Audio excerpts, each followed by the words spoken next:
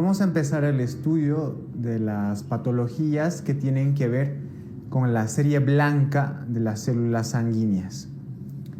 La parte de la serie blanca es la parte más difícil y más complicada dentro de la hematología, ya que incluye la parte de oncohematología, vale decir, los distintos tipos de cáncer que se pueden dar dentro de las células sanguíneas.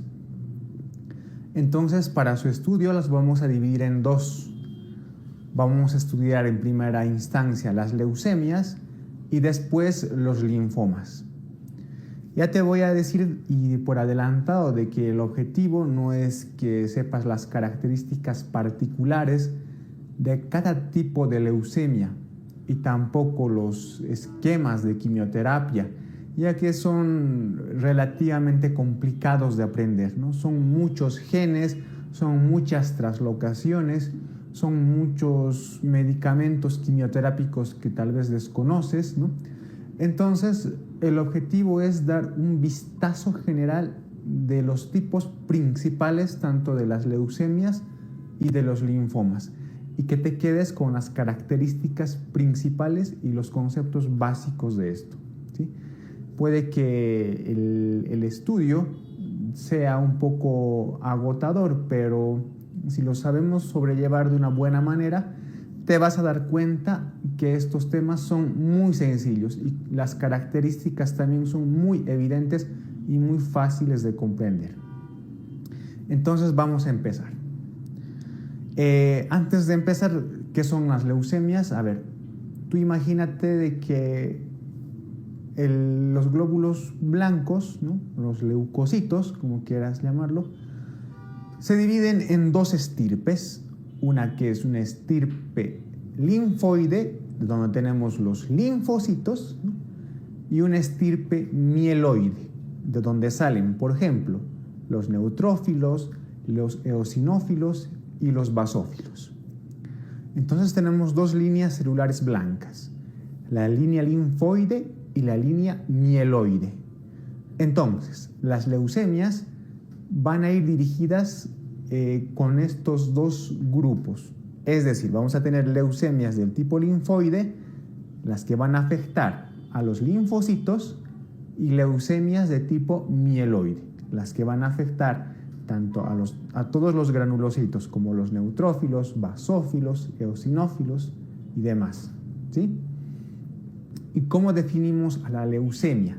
Bueno, en general se define a la leucemia como el aumento de estas células blancas, ya sea linfocitos o sea los granulocitos, ¿sí? Pero como vamos a ver más adelante, este concepto que es tan amplio, ¿no?, de aumento de las células blancas, en algunos tipos de leucemias no se cumple y sucede todo lo contrario, ¿sí? Entonces, para empezar, decimos que las leucemias son unas patologías, ¿no?, en las cuales hay una clonación neoplásica de las células blancas. Vamos a empezar con el primer tipo de leucemias, que son las leucemias agudas. ¿Cuál es la definición de la leucemia aguda? Bueno, las leucemias agudas se definen como la proliferación neoplásica de células clonales inmaduras, ¿sí? A estas células clonales inmaduras las vamos a denominar blastos, ¿sí? Los blastos. Entonces, recuerda, es una proliferación neoplásica de células clonales inmaduras. A esas células inmaduras las llamamos blastos. ¿Dónde proliferan? Evidentemente en la médula ósea, ¿no? Supongamos que esto es un hueso y aquí tenemos una pequeña sección de la médula ósea. Entonces, en esta sección hay distintos tipos de células, ¿no? Las que van a formar las plaquetas, los eritrocitos y por supuesto los glóbulos blancos. Estos blastos, ¿no?, los que ves aquí en las fotografías, que son células inmaduras, van a invadir toda la médula ósea. Y al invadir la médula ósea se produce un descenso en la producción de células normales de las 3 líneas celulares hematopoyéticas. ¿Qué quiero decir con esto? Los blastos invaden la médula ósea y hay un descenso de los eritrocitos, de las plaquetas e incluso de algunos leucocitos. ¿Cuál es la etiología de las leucemias agudas? Bueno, entre los principales tenemos a los factores genéticos. Se ha demostrado que las enfermedades hereditarias que cursan con alteraciones cromosómicas tienden mayor a desarrollar una leucemia aguda, ¿sí? Otro factor para desarrollar este tipo de enfermedad son las radiaciones ionizantes, sobre todo en altas concentraciones. Hay compuestos químicos que están demostrados con la relación entre estas sustancias y la leucemia aguda, como por ejemplo la exposición al benceno, el óxido de etileno, ¿no? Y también en pacientes que han recibido quimioterapias previas, ¿sí? Las quimioterapias también son un factor para desarrollar una leucemia aguda. Por ejemplo, quimioterapias con melfalán, clorambucilo, antraciclinas, etc. Y también se ha vinculado a algunos agentes infecciosos, como el virus de Epstein-Barr o el virus ATHLB1, ¿sí? Entonces tenemos factores genéticos, factores ambientales como las radiaciones y compuestos químicos, quimioterapias previas y algunos agentes infecciosos como el virus de Epstein-Barr y el HTLV1. Bien, si tú te vas al texto, vas a ver una clasificación que es infame de las leucemias agudas. Y si consultas el libro del Harrison, vas a ver otra clasificación aún más infame de este tipo de leucemias. Y yo te recomiendo que esas clasificaciones solo le des un vistazo nada más y no te tomes el tiempo de memorizarlas, ya que son demasiado complejas, porque son muchos datos como translocaciones genéticas, etc. En términos generales, para el estudio, ¿no? Te he indicado al principio que nosotros en las leucemias hablamos de 2 líneas celulares, mieloides y linfoides. Por tanto, nuestra clasificación super, hiper, mega básica, como quieras llamarla, va a ser esa. Vamos a clasificar las leucemias agudas en 2 tipos: leucemias agudas mieloblásticas y leucemias agudas linfoblásticas. Las mieloblásticas en relación con la línea mieloide y las linfoblásticas en relación con la línea linfoide, ¿sí? Y te vuelvo a recalcar, esta no es una clasificación oficial, es una clasificación hiper mega básica. Las clasificaciones de la FAB y de la Organización Mundial de la Salud son bastante amplias y más complejas, ¿sí?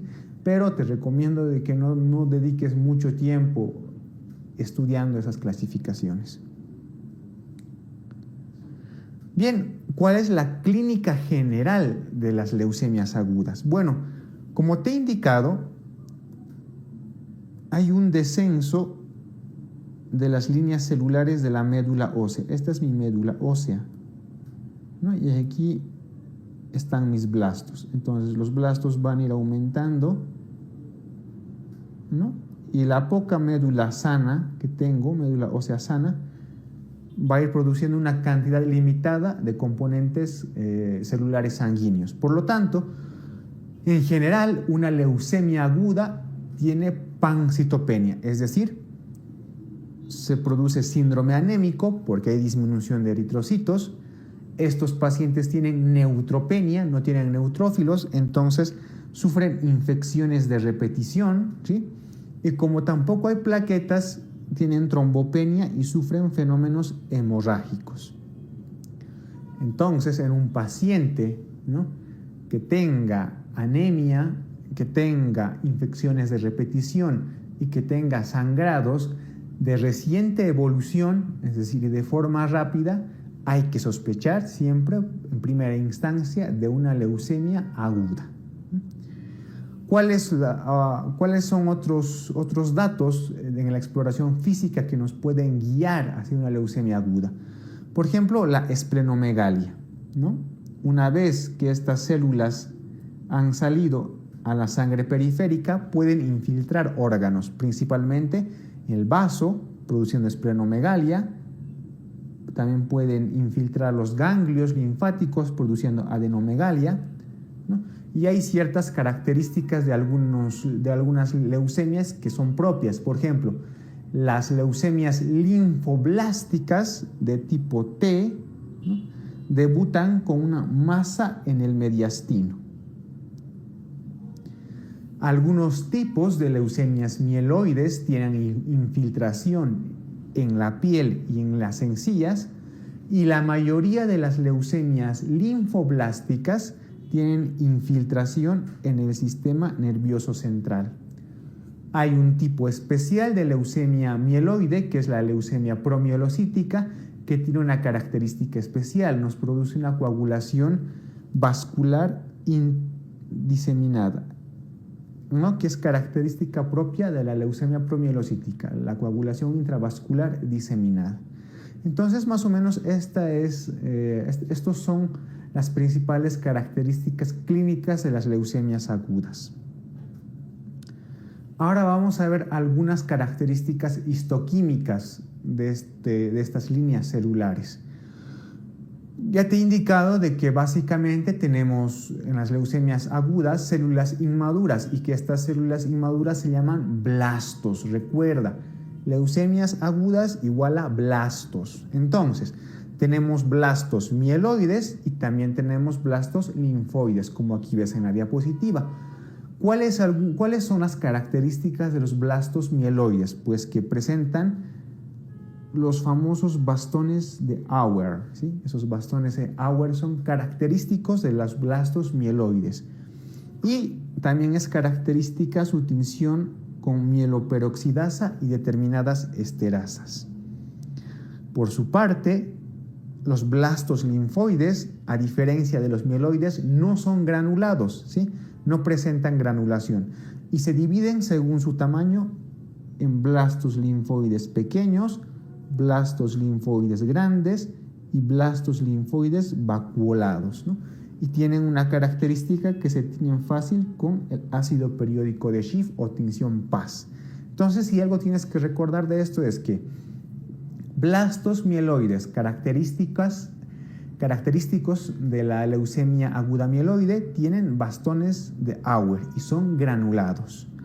Blastos linfoides característicos de las leucemias agudas linfoblásticas son blastos pequeños, blastos grandes o blastos vacuolados, pero no tienen gránulos, ¿sí? Bien, ¿cómo hacemos el diagnóstico de una leucemia aguda? En sangre periférica o en el hemograma podemos encontrarnos dos cosas: leucocitosis o leucopenia, ¿sí? El concepto de leucemia que te he dicho al principio es que evidentemente hay un aumento de las células blancas, sí, pero te dije también que esto no siempre se cumple, ¿no? Y aquí, por ejemplo, el ejemplo. En una leucemia aguda puede haber leucocitosis, aumento de la serie blanca, pero también puede haber leucopenia. Sin embargo, la característica principal es que tienes que encontrar blastos en sangre periférica, ¿sí? ¿Qué más? En el hemograma vamos a ver anemia, neutropenia y también trombopenia. Y sin duda el diagnóstico definitivo nos va a dar la médula ósea, en la cual tenemos que encontrar presencia de más del 20% de blastos. Es decir, lo que define a una leucemia aguda es la presencia de blastos en más del 20%, ¿sí? Una presencia mayor a 20% de blastos en médula ósea es diagnóstico de leucemia aguda. Y también en las características bioquímicas podemos encontrar aumento de la LDH y del ácido úrico. Bien, vamos a hablar acerca de los factores pronósticos, ya sea en la leucemia aguda mieloide o leucemia aguda linfoide. Estos pronósticos nos van a ayudar a ver si el paciente tiene unos pronósticos favorables o desfavorables, entre los cuales tenemos, hablando de la leucemia aguda mieloide, es favorable que este tipo de leucemia sea de origen primario. Por el contrario, es desfavorable que sea de origen secundario. Es favorable que debute en niños y adolescentes, por el contrario, es desfavorable que debute en adultos. Los leucocitos normales son favorables, una leucocitosis mayor a 50.000 es desfavorable. La leucemia aguda mieloide de tipo promielocítica tiene un pronóstico favorable. En cambio, las leucemias agudas mielocíticas indiferenciadas y de tipo monocítico tienen un pronóstico desfavorable, y algunas translocaciones que son de buen pronóstico, como la 821, la 1517, un cariotipo complejo es desfavorable, ¿no? La respuesta a un ciclo de quimioterapia es pronóstico favorable. En cambio, la respuesta a 2 o más ciclos de quimioterapia es un pronóstico desfavorable, ¿no? Entonces, este cuadro sí que es importante que te lo aprendas, ¿no? Porque son características y pronósticos importantes de la leucemia aguda mieloide. Vamos a ver ahora los factores pronósticos del otro tipo, de la leucemia aguda linfoblástica. Entonces, de la leucemia aguda linfoblástica. Igual, ¿no? De la misma forma. Por ejemplo, los niños de edad de 1 a 9 años que debutan con esta enfermedad tienen un pronóstico favorable, igual los adultos de 16 a 30 años. Niños menores a 1 año o mayores a 10 años o adultos mayores a 30 tienen un pronóstico desfavorable. No, los pacientes de sexo femenino tienen mejor pronóstico, no que haya una hiperploidía, que tengan una traslocación en el cromosoma 12-21, son de pronóstico favorable. Una respuesta rápida al tratamiento también es pronóstico favorable, y una enfermedad residual baja también es de buen pronóstico. Y todo lo demás, ¿no? Que sea lo contrario, es de mal pronóstico. Entonces, también importante que repases este cuadro. Bien, el tratamiento evidentemente es la quimioterapia. Y como te he indicado al principio, pues son distintas líneas de tratamiento que no merecen la pena realmente memorizarlas, ¿no? Pero sí comentarlas un poco. Todo tratamiento quimioterápico de la leucemia tiene unas 4 fases, ¿no? Pero principalmente las 3 son las que se cumplen: la inducción en quimioterapia, la consolidación y el mantenimiento. Y dentro del mantenimiento tenemos algunas opciones en las cuales puede ser, por ejemplo, el trasplante de la médula ósea. Por ejemplo, la inducción en las leucemias agudas mieloides se hace con arabinósido de citosina y antraciclinas, y la consolidación se hace con dosis mayores de estos quimioterápicos. Y en cambio, en las leucemias agudas linfoblásticas, la inducción se puede hacer con prednisona, con L-asparaginasa, con metrotexate, ¿no? La consolidación aumentando la dosis de alguno de estos quimioterápicos, y el mantenimiento puede ser manteniendo estos quimioterápicos o realizando un trasplante de médula ósea. La remisión de la enfermedad leucémica se define por los siguientes parámetros, ¿no? La desaparición de signos y síntomas, el porcentaje de blastos en la médula ósea menor a 5%, es decir, que vuelve a la normalidad, ¿no? Y que encontremos en el hemograma una cifra de neutrófilos y plaquetas de neutrófilos mayor a 1500 milímetro cúbico y de plaquetas mayor a 100.000 milímetro cúbico. Entonces, dentro de otras características, para resumir ya las leucemias agudas, recuerda, las leucemias agudas mieloblásticas, ¿no?, pueden darse tanto en niños como personas adultas. Sin embargo, las leucemias agudas linfoblásticas, por lo general, tienen mayor prevalencia en la población infantil, ¿sí? Si algo tienes que recordar son las características inmunohistoquímicas de los blastos, no tantos linfoides como mieloides. Recordarte también la definición de blastos y las características diagnósticas, mayor a 20% de blastos en médula ósea. Entonces recuerda, leucemia aguda siempre tienes que relacionarlo con células clonales inmaduras, es decir, con los blastos. Vamos a pasar a otro tema que es dentro de las leucemias, ¿no? Así como hay leucemias agudas, pues evidentemente también habrán leucemias crónicas que tienen otras características. Aquí en las leucemias crónicas sí se cumple lo que te he dicho en un principio, ¿no?, que es la definición del aumento en la serie blanca, ¿no?, aumento de las células de la serie blanca. Entonces, como definición de leucemia crónica, tienes que decir que es una proliferación clonal de las células blancas, pero que sean maduras, ¿sí? Maduras, ¿no? Es una proliferación clonal de células blancas maduras en médula ósea, ¿no?, y que pueden llegar evidentemente a sangre periférica.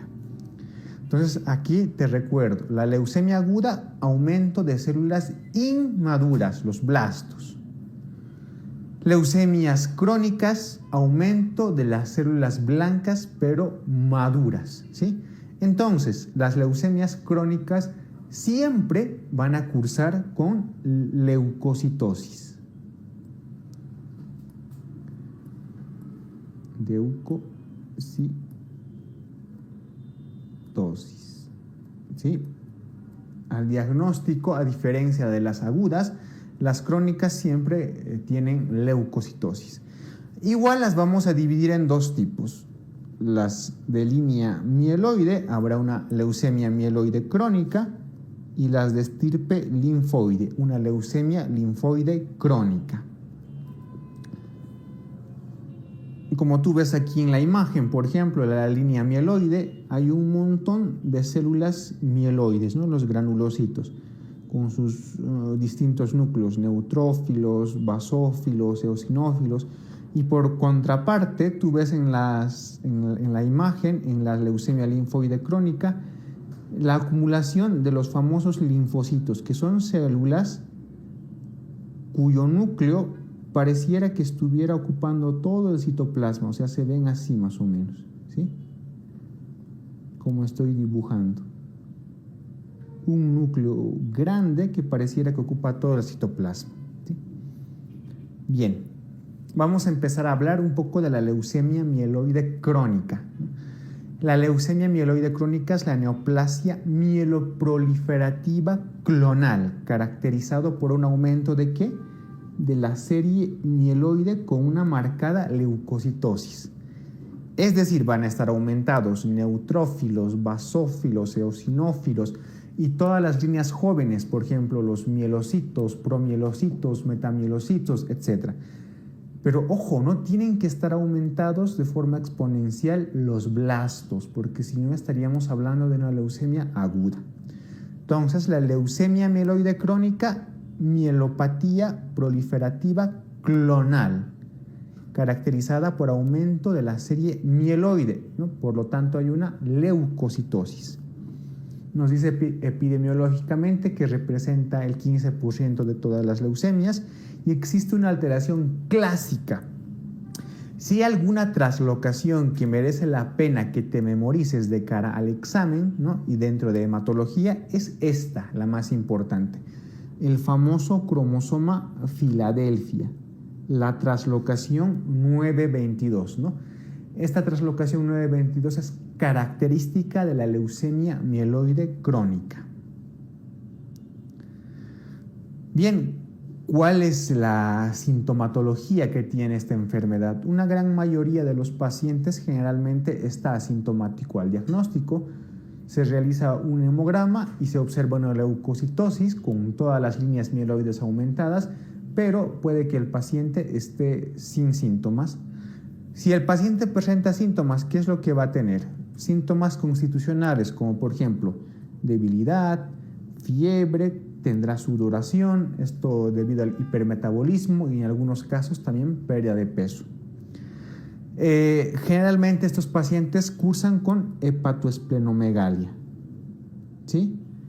Y en algunos casos también con un síndrome anémico. ¿Cómo hacemos el diagnóstico? Bien, vamos a hacer un diagnóstico primero en base a lo que vemos en la sangre periférica. Te he indicado que hay una marcada leucocitosis.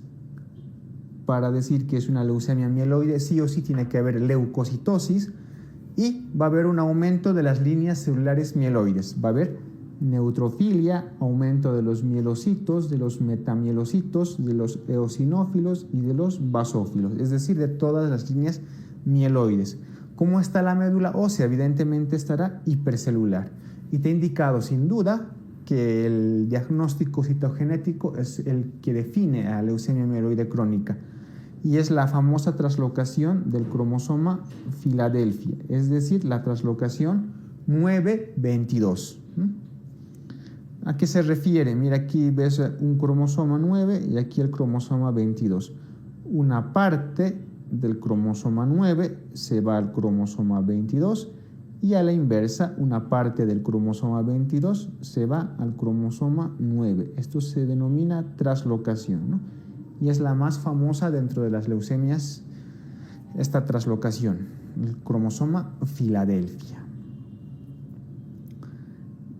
Bien, vamos a ver las fases y el tratamiento de este tipo de leucemia. Dentro de la leucemia mieloide crónica existen 3 fases. Primero está la fase crónica. En este momento el paciente generalmente está asintomático, ¿sí? Asintomático.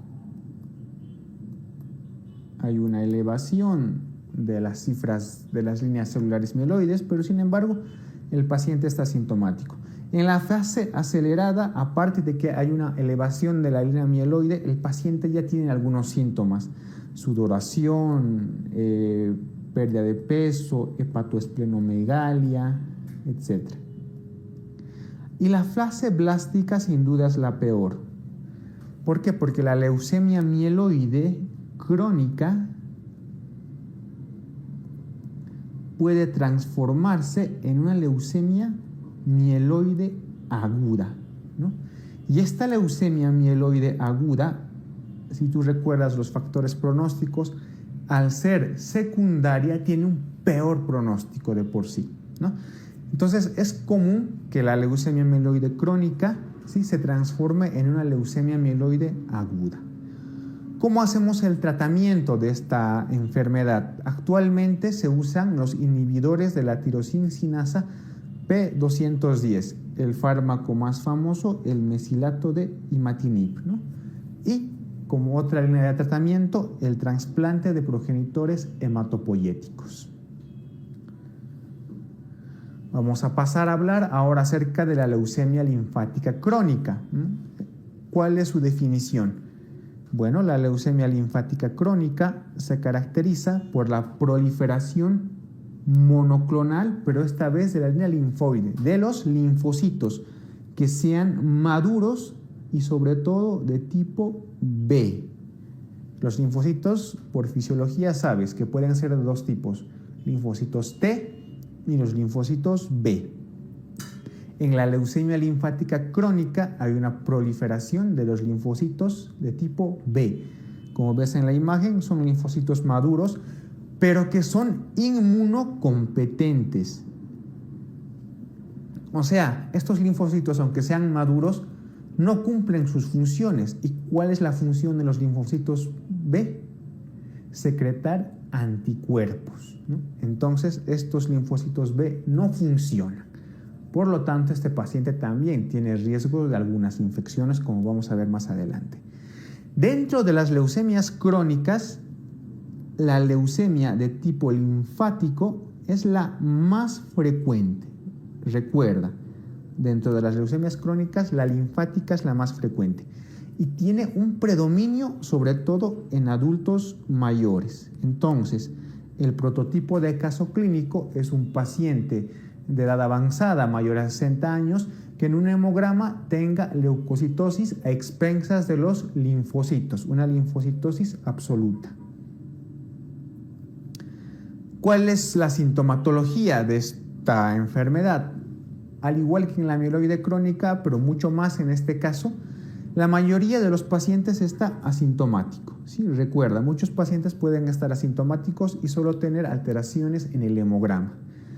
Si presenta síntomas, va a presentar los famosos síntomas B. Los famosos síntomas B incluyen fiebre, sudoración y pérdida de peso. ¿Sí?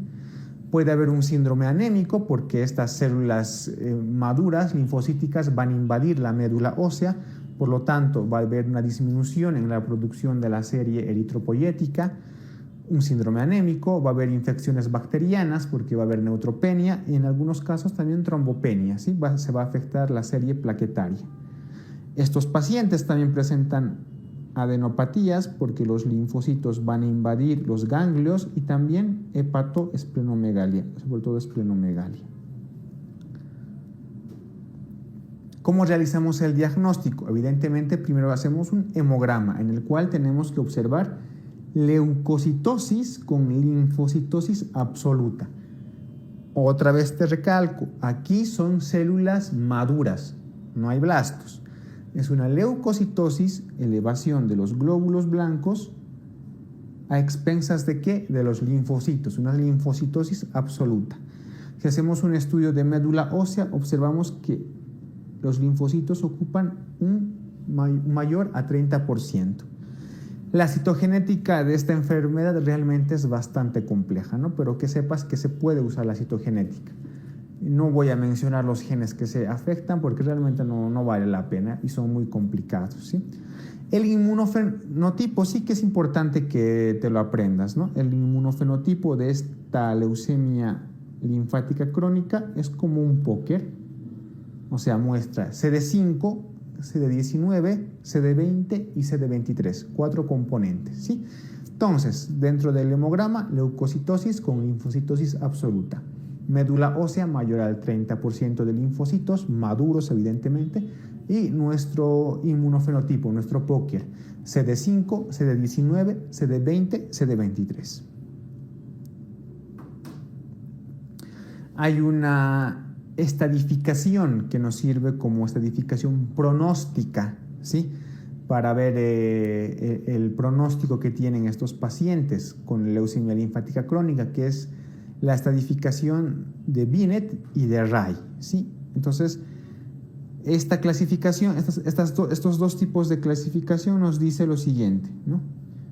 Por ejemplo, en el de Binet, dentro del grupo A, están aquellos pacientes que tienen afectación menor a 3 áreas linfoides, es decir, que los linfocitos solo han afectado a 3 áreas linfoides, ¿sí? El grado B tiene una afectación de más de 3 áreas linfoides y el grado C es que además de la linfocitosis, estos pacientes tienen anemia o trombopenia. Ray, por su parte, tiene otra clasificación, por ejemplo. En el grado 0, estos pacientes tienen linfocitosis únicamente. En el grado 1, aparte de la linfocitosis, presentan adenopatías. El grado 2 de Ray, aparte de la linfocitosis, presentan hepatoesplenomegalia. Y el grado 3, aparte de la linfocitosis, anemia. Y el grado 4, aparte de la linfocitosis, trombopenia, ¿sí? Recuerda, todo esto tiene que ir acompañado de la linfocitosis. Entonces, recordar que la leucemia linfática crónica tiene dos sistemas de estadio, el de Binet y el de Ray.